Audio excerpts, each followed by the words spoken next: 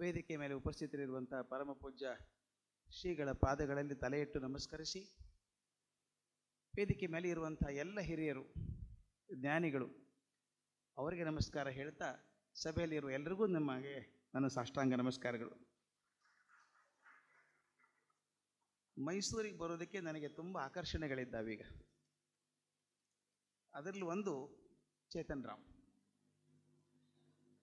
ಶಿವಪ್ಪನವ್ರ ಸಲುವಾಗಿ ಅಂತೂ ಅವ್ರು ಕರೆದಾಗ ಬರ್ತೀನಿ ನಾನು. ಆ ಪ್ರೀತಿ ಇದೆ. ನಾನು ಕೃಷ್ಣೇಗೌಡರ ಅತ್ಯಂತ ಅಭಿಮಾನಿ. ಅದರಿಂದ ಅವ್ರು ಹೇಳಿದಾಗ ಬಂದುಬಿಡ್ತೆ. ಪುಟ್ಟೇಗೌಡರ ಶಾಲೆಗೂ ಹೋಗಿದ್ದೆ. ಡಾಕ್ಟರ್ ಆಂಜನಪ್ಪನವರು ತುಂಬ ಸ್ನೇಹಿತರು. ಅವ್ರ ಮಡದಿ ನನ್ನ ವಿದ್ಯಾರ್ಥಿನಿ. ಆದ್ದರಿಂದ ನನಗೆ ತುಂಬ ಬೇಕಾದವರು. ಗುರುಗಳಂತೂ ಅವ್ರ ಮಾತನ್ನು ಸಾಕಷ್ಟು ಸಲ ಕೇಳಿದ್ದೇನೆ. ಇವತ್ತು ಚೇತನ್ ರಾಮ್ಗೆ 60 ಅಂತ. ಎಷ್ಟೋ ಸಲ ಸುದ್ದಿ ನಂಬೋಕೆ ಆಗೋದಿಲ್ಲ ಅಲ್ವಾ? 60 ಆಯ್ತಾ ಇವರಿಗೆ ಅನಿಸುತ್ತೆ. ಇವ್ರಿಗೆ 60 ಯಾವತ್ತೂ ಆಗಲ್ಲ ಅಂತೂ ಅನಿಸಿದ್ದುಂಟು ನನಗೆ.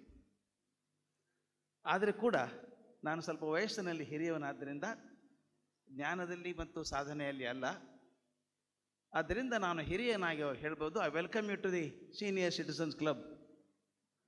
ಸೀನಿಯರ್ ಸಿಟಿಸನ್ ಕ್ಲಬ್ಬಿಗೆ ಅವ್ರನ್ನ ಸ್ವಾಗತ ಮಾಡಬೇಕು. ಬಂದಿದ್ದೀರಿ, 60 ಆಗಿದೆ. ಇಂಗ್ಲೀಷಲ್ಲಿ ಒಂದು ಮಾತಿದೆ, 60 ಆದವರು ಹೇಳ್ತಾರೆ, you are only 21 with 39 years of experience ಅಂತ. You are only 21 with 39 years of experience. ನೀವು ಹೇಳಿದ್ದನ್ನು ಕೇಳಿದೆ. ತಾವು ಬೆಳೆದು ಬಂದ ಬಗೆಯನ್ನು, ತಮ್ಮ ಬಾಲ್ಯವನ್ನು, ತಮ್ಮ ಜೀವನವನ್ನು ದೀರ್ಘವಾಗಿ ಪರಿಚಯ ಮಾಡಿದ್ರಿ ಎಲ್ರಿಗೂ. ಅದು ನೋಡಿದಾಗ ಅನಿಸುತ್ತೆ, you are only 21 with 39 years of experience, or I can reduce it further, you are 20 with 40 years of experience. ಇನ್ನೊಂದು ಹೇಳ್ತಾರೆ, 60 years of challenge and triumph in life has sculpted you into a masterpiece ಅಂತ. 60 ವರ್ಷಕ್ಕೆ ಮನುಷ್ಯ master piece ಆಗ್ತಾನಂತೆ. ಯಾಕೆ ಆಗ್ತಾನೆ? 60 ವರ್ಷದ ಜೀವನದ ಸುಳಿಯಲ್ಲಿ ಸಿಕ್ಕಾಕೊಂಡು ಅದರಿಂದ ಪಾರಾಗಿ ಬಂದು ಸಾಧನೆ ಮಾಡಿ ಇನ್ನೊಬ್ಬರಿಗೆ ಮಾದರಿಯಾಗಿ ನಿಲ್ಲೋದಿದೆಯಲ್ಲ, ಇದು facing the challenges and trials of life, that will sculpt you into a masterpiece. Today Chetan Ram is a masterpiece. ಇನ್ನೊಂದು 60 ವರ್ಷಗಳ ಕಾಲ ನಾನು ಪರ್ವತ ಹತ್ತಿದ್ದೆ ಅಂತ ಇಟ್ಕೊಳ್ಳಿ. ಜೀವನ ಅಂದರೆ ಪರ್ವತ ಹತ್ತೋ ಕೆಲಸ. 60 ವರ್ಷ ನಾನು ಹತ್ತಿದ್ದೀನಿ, ಪರ್ವತ ಹತ್ತಿದ್ದೀನಿ ಅಂದರೆ ಏನಾಗುತ್ತೆ ಗೊತ್ತಾ? ಬೆಟ್ಟದ ತುದಿಗೆ ನಿಂತವರಿಗೆ, ಕೋಡಿಗೆ ನಿಂತವರಿಗೆ ಎಂಥ ಸುಂದರ ದೃಶ್ಯದ ಕಲ್ಪನೆ ಬರ್ತದಲ್ಲ ಕಣ್ಮುಂದೆ. ಕೆಳಗಿದ್ದವನಿಗೆ ಸಿಗಲ್ಲ, ಬೆಟ್ಟದ ಮೇಲೆ ಹೋದವನು ಸಿಗ್ತದೆ. ಹಾಗೆ 60 ವರ್ಷ ನೀವು ಬೆಟ್ಟ ಹತ್ತಿದ್ದೀರಿ, ಸುಂದರ ದೃಶ್ಯ ಕಣ್ಮುಂದೆ ಇದೆ ಇನ್ಮೇಲೆ. ಅದು ನಿಮಗೆ ಯಾವಾಗಲೂ ದೊರಕಲಿ ಅಂತ ಹಾರೈಸ್ತೇನೆ. ಆದರೆ ತಮಾಷೆಯಾಗಿ ಹೇಳಬೇಕು ಒಂದು ಸ್ವಲ್ಪ, you have reached a wonder year ಅಂತ. 60 ವರ್ಷನ ವಂಡರ್ ಇಯರ್ ಅಂತ ಕರೀತಾರೆ.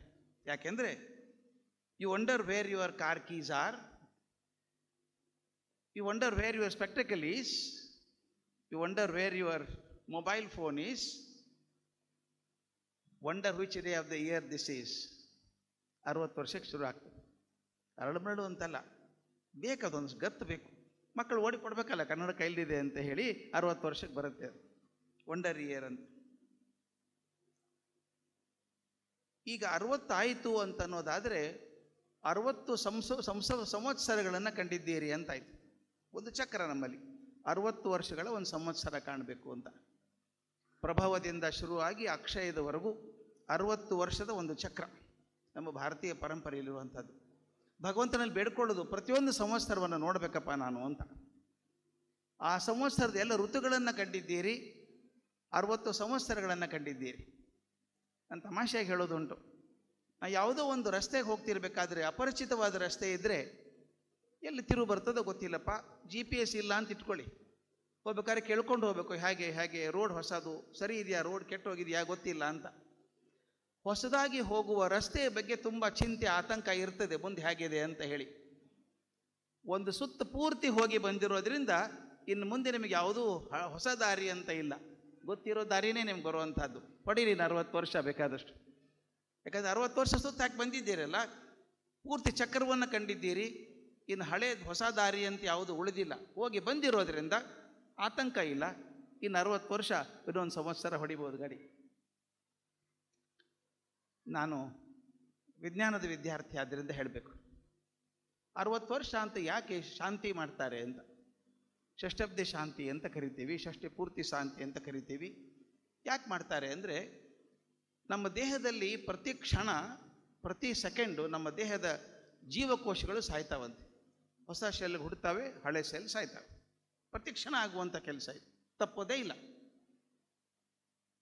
ಹೀಗೆ ಬದಲಾಗ್ತಾ ಎಷ್ಟು ಸಲ ಆಗ್ತಾವೆ ಅಂತ. ಒಂದು ಸಲ ದೇಹದ ಎಲ್ಲ ಜೀವಕೋಶಗಳು ಪೂರ್ತಿ ಬದಲಾಯಿಸಬೇಕಾದ್ರೆ 12 ವರ್ಷ ಬೇಕಂತೆ. 12 ವರ್ಷಕ್ಕೊಮ್ಮೆ ನಮ್ಮ ದೇಹದ ಪ್ರತಿಯೊಂದು ಜೀವಕೋಶ ಬದಲಾಗ್ತದಂತೆ. ಅದಕ್ಕೆ ನಮ್ಮಲ್ಲಿ ಹಿರಿಯರೊಂದು ಮಾತು ಹೇಳ್ತಾರೆ, ನಿಮ್ಮ ಸಂಬಂಧಿಕರನ್ನು ಯಾರಾದರೂ ಪರಿಚಯದವ್ರನ್ನ 12 ವರ್ಷಗಳ ಅಂತರದಲ್ಲಿ ನೋಡೋದಾದರೆ ದೇವಸ್ಥಾನದಲ್ಲಿ ನೋಡಬೇಕು ಅಥವಾ ಎಣ್ಣೆಯಲ್ಲಿ ಮುಖದಲ್ಲಿ ನೋಡಬೇಕು ಅಂತ ಹೇಳ್ತಾರೆ. ಯಾಕೆ ದೇವಸ್ಥಾನದಲ್ಲಿ ನೋಡಬೇಕು ಅಂದರೆ, ಈಗ ನೋಡ್ತಿರೋ ಮನುಷ್ಯನ ಒಂದು ಸೆಲ್ಲು ಅವತ್ತಿರಲಿಲ್ಲ, ಇದು ಪೂರ್ತಿ ಹೊಸ ಮನುಷ್ಯ. ಹೀಗೆ ದೇಹ ತನ್ನ ಜೀವಕೋಶಗಳನ್ನು ಬದಲಾಯಿಸ್ಕೊಳ್ತಾನೆ ಇರುತ್ತೆ. 12 ವರ್ಷಕ್ಕೊಮ್ಮೆ ಪೂರ್ತಿ ಬದಲಾಯಿಸುತ್ತೆ. ದೇಹಕ್ಕೆ ಆ ಶಕ್ತಿ ಇರೋದು 5 ಸಲ ಮಾತ್ರ. ಅದಕ್ಕೆ 60 ಅಂತ. 60 ಆದಮೇಲೆ ನೋ ಪ್ರೊಡಕ್ಷನ್, ಓನ್ಲಿ ಮೇಂಟೆನೆನ್ಸ್.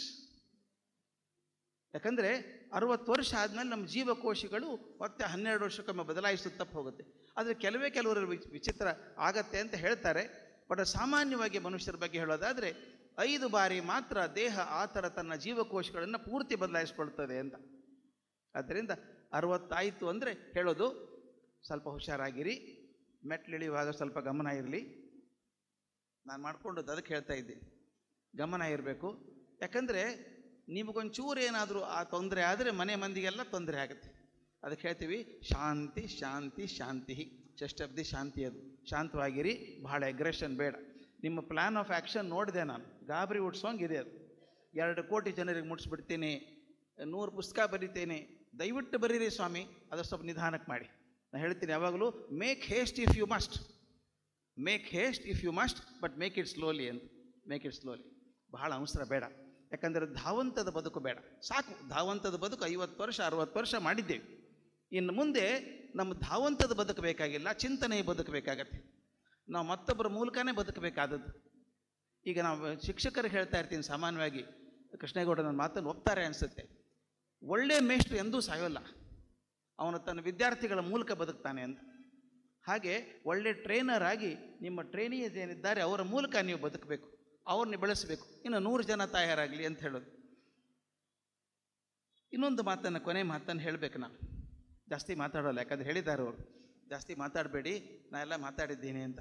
60 ಆದಮೇಲೆ ಬದುಕು ಹೇಗಿರಬೇಕು ಅಂತ ಹೇಳ್ತಾರೆ. ನಾನು ಒಂದು ವಿಷಯ ಹೇಳಿಬಿಡ್ತೆ. ನಾನು ಎಲ್ಲೋ ಹೇಳ್ತಾ, ಹಿಂದೆ ಇತ್ತು ಬ್ರಹ್ಮಚರ್ಯ ಆಶ್ರಮ ಇತ್ತು, ಗೃಹಸ್ಥ ಆಶ್ರಮ ಇತ್ತು, ವಾನಪ್ರಸ್ಥ, ಸನ್ಯಾಸ ಅಂತ ಹೀಗೆ 4 ಆಶ್ರಮಗಳಿದ್ದವು ನಮ್ಮಲ್ಲಿ. ಒಂದು ಹಂತ ಬಂದ ಮೇಲೆ ಅವಾಗ ಎಲ್ಲರೂ ವಾನಪ್ರಸ್ಥ ಅಂತ ಹೋಗ್ತಾಯಿದ್ರು ಅಂತ, ಕಾಡಿಗೆ ಹೋಗ್ತಾಯಿದ್ರು. ರಾಜರಾಗಲಿ ಚಕ್ರವರ್ತಿಗಳಾಗಲಿ ಯಾವುದೋ ಒಂದು ಕ್ಷಣಕ್ಕೆ ಸಾಕು ಅನಿಸ್ಬಿಡುತ್ತದೆ. ಯಯಾತಿ ಅಂಥವನಿಗೂ ಸಾಕು ಅನಿಸ್ಬಿಡ್ತು ಒಂದು ಸಲ, ಸಾಕು ಅನಿಸ್ತು. ಹಾಗೆ ಸಾಕು ಅನಿಸಿದಾಗ ಅರಣ್ಯಕ್ಕೆ ಹೋಗ್ತಿದ್ರು. ಒಬ್ಬರು ನಾನು ಎಲ್ಲೋ ಮಾತಾಡುವಾಗ ಗೋಖಲೆ ಇನ್ಸ್ಟಿಟ್ಯೂಟಲ್ಲಿ ಕೇಳಿಬಿಟ್ರು, ಸರ್ ಈಗ ವನ ಇಲ್ಲಲ್ಲ ಸರ್, ಎಲ್ಲಿ ಹೋಗೋದು ವಾನಪ್ರಸ್ಥಕ್ಕೆ, ಕಾಡೇ ಇಲ್ಲ ಈಗ ಅಂದರು. ನಾನು ಹೇಳಿದೆ, 60 ಆದಮೇಲೆ ನಮ್ಮ ಜೀವನದ ಬದುಕನ್ನು ಬದಲಾಯಿಸ್ಕೋಬೇಕು, ಎಲ್ಲರೂ ವಾನಪ್ರಸ್ಥಕ್ಕೆ ಹೋಗಬೇಕು ಅಂತ. ನೆಗೆಟಿವ್ ದೃಷ್ಟಿಯಿಂದ ಹೇಳ್ತಾ ಇಲ್ಲ ನಾನು, ಕಾಡಿಗೆ ಹೋಗಬೇಕು ಅಂತಲ್ಲ. ನಮ್ಮ ಮನೆಯಲ್ಲೇ ವಾನಪ್ರಸ್ಥಾಶ್ರಮದಲ್ಲಿ ಇರಬಹುದು. ನಾವು ಹೇಗಿರ್ಬೋದು? ನಾನು ಹೇಳಿದೆ, ಮನೆಯಲ್ಲಿ ವಾನಪ್ರಸ್ಥಾಶ್ರಮ ಅಂದರೆ ನೀವು ಮತ್ತೊಬ್ಬರ ಮನೆಗೆ ಅತಿಥಿಯಾಗಿ ಹೋದಾಗ ಹೇಗಿರ್ತೀರೋ ಹಾಗೆ ಮನೆಯಲ್ಲೂ ಇರಿ ಅಂತ. ಈಗ ನಾನು ಮತ್ತೊಬ್ಬರ ಮನೆಗೆ ಹೋಗ್ತೀನಿ, ಯಾರ್ದೋ ಮನೆಗೆ ಹೋಗ್ತೀನಿ, ಅಡುಗೆ ಮಾಡಿ ಊಟ ಬಡಿಸ್ತಾರೆ. ಆ ತಾಯಿ ನನಗೆ ಸಾಂಬಾರು ಹಾಕ್ಬಿಟ್ಟು ಚೆನ್ನಾಗಿದೆಯಾ ನೋಡಿ ಅಂತಾರೆ. ಉಪ್ಪು ಹಾಕಿಲ್ಲ ಅವರು. ಏನು ಹೇಳ್ತೀರಿ ನೀವು ಅವರಿಗೆ? ಏನು ರೀ 30 ವರ್ಷ ಸಾಂಬಾರು ಮಾಡಿದ್ದೀರಿ, ಸೂಪಕ್ಕ ಗೊತ್ತಿಲ್ವ ನಿಮಗೆ ಅನ್ನೋಲ್ಲ ನಾವು.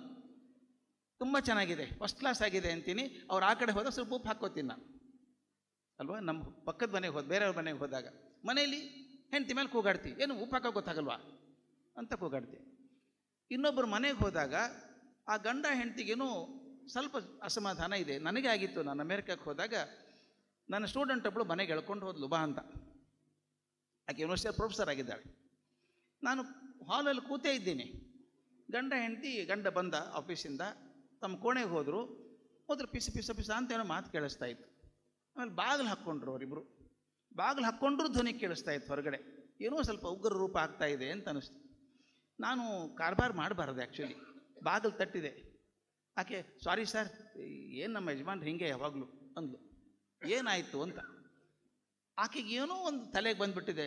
ನಮ್ಮ ಪ್ರಿನ್ಸಿಪಾಲ್ ಬೇರೆ ಆಗಿದ್ದೆ ಕಾಲೇಜಿಗೆ. ನಮ್ಮ ಪ್ರಿನ್ಸಿಪಾಲ್ ಬಂದಿದ್ದಾರೆ, ಅವ್ರು ಯಾವುದೋ ಹುಳಿ ಮಾಡಬೇಕು ಅಂತ ಪಲ್ಯ ತೊಗೊಂಬ ಅಂತ ಹೇಳಿದಾಳೆ, ಯಾವುದೋ ತರಕಾರಿ ತೊಗೊಂಬ ಅಂತ. ಆತ ಬರಬೇಕಾದ್ರೆ ಮರೆತು ಬಂದಿದ್ದಾನೆ. ಇಷ್ಟೇ ಆಗಿದ್ದು, ಮತ್ತೊಂದೇನಿಲ್ಲ.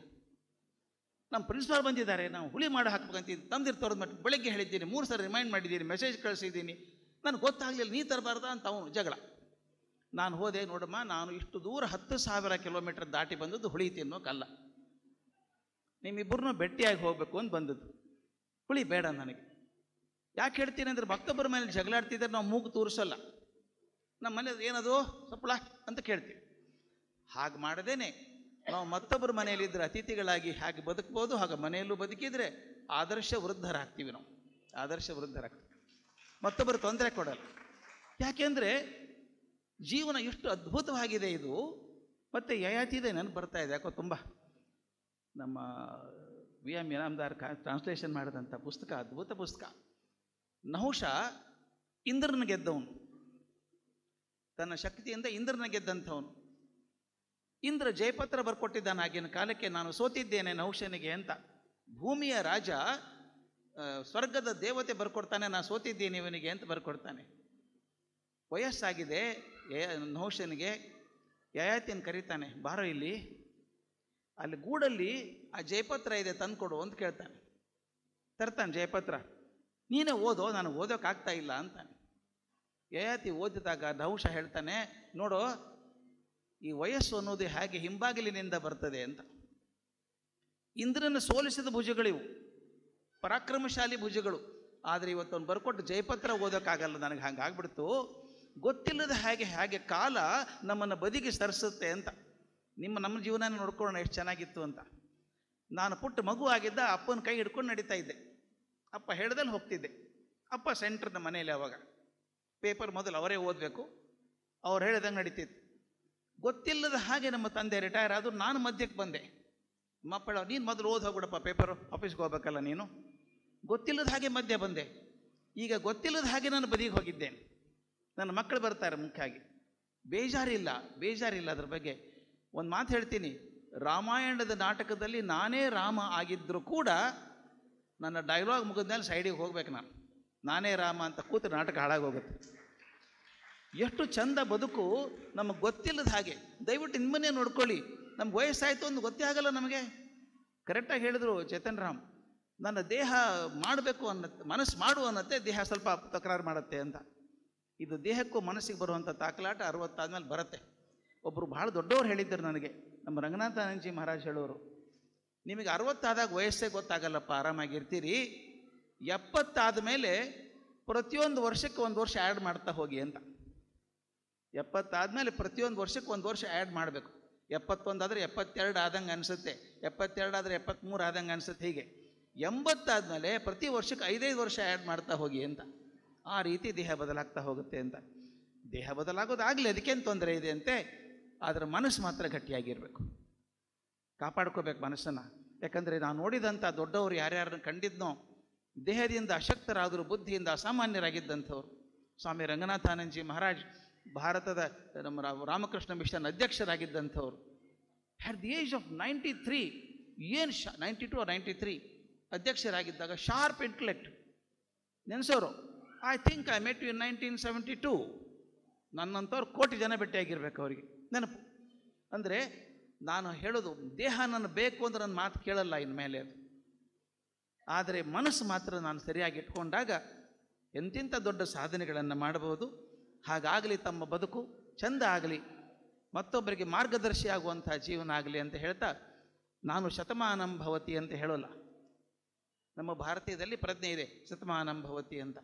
ಶತಮಾನಂ ಭವತಿಯಲ್ಲಿ ನನಗೆ ಜಾಸ್ತಿ ನಂಬಿಕೆ ಇಲ್ಲ. ಮಾಸ್ತಿಯವರ ಘಟನೆಯೊಂದನ್ನು HK ರಂಗನಾಥ್ ಬರೆದಿದ್ದಾರೆ, ಅದ್ಭುತವಾಗಿ ಬರೆದಿದ್ದಾರೆ. ಅವ್ರ ಮಗಳು ವಿಜಯವಲ್ಲಿ ಅಂತ ತೀರ್ಕೊಂಡ್ರು. ಮಕ್ಕಳು ಕರ್ಕೊಂಡೋಗಿ ಎಷ್ಟೋ ಟ್ರೀಟ್ಮೆಂಟ್ ಕೊಟ್ಟರು. ಅವ್ರ ಮಕ್ಕಳಿಂದ ಇಂಗ್ಲೆಂಡಿಗೆ ಕರ್ಕೊಂಡೋಗಿ ಟ್ರೀಟ್ಮೆಂಟ್ ಕೊಟ್ಟರು. ಅವ್ರು ನೋಡೋದಕ್ಕೆ HK ರಂಗನಾಥ್ ಹೋದಾಗ ಆ ವಿಜಯವಲ್ಲಿನ ಮಲಗಿಸಿದ್ದಾರೆ. ಅಲ್ಲಿ ಮಾಸ್ತಿಯಲ್ಲಿ ಕೂತಿದ್ದಾರೆ.